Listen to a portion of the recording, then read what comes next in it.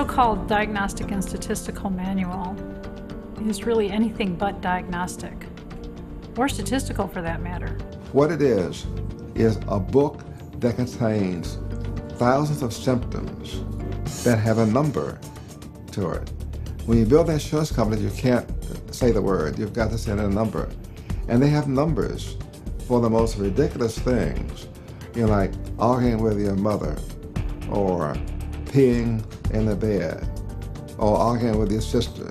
So the DSM is basically an arbitrary classification of thoughts, moods, and behavior decided upon by a committee of psychiatrists who are picked by the American Psychiatric Association. They create this cluster disease, and they get together and they vote.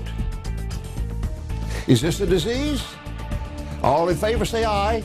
You know, if they have a majority vote or however they vote on this cluster of normal systems, of normal behaviors together, and they create these diseases. Each volume has grown by 15 or 20 new, quote, disorders, diseases, and every time they have a patient in the office, they tell you that this new invented disease is a real disease. And that's the way they make a patient out of a normal person, out of a normal child, out of a normal infant even. What you have in psychiatry is a pseudoscience. It's not scientific at all. It is a diagnosis of fabrication. It's a fabricated illness. So now you have the psychiatrist wearing the mantle of MD, but it's a pseudo mantle because he doesn't do tests. He doesn't do blood tests. He doesn't do physical exams.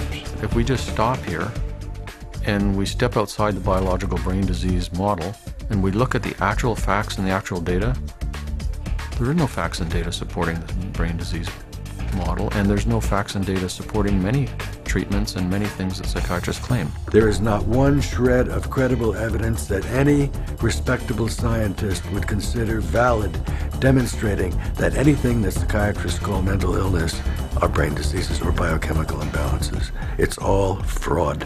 It's bogus that you can even accurately identify who has the behavior of schizophrenia. It's bogus that you can tag it to genes. It's bogus that you can detect those genes through any kind of test.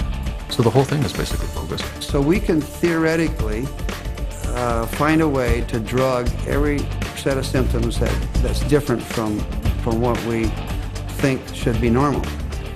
So we could have hundreds of different situations and diagnoses in the future in which we're attempting to drug. So you just extrapolate that over a couple generations, and it could be the fall of our civilization. We're spending millions, billions on the totally fraudulent contrivances of psychiatry.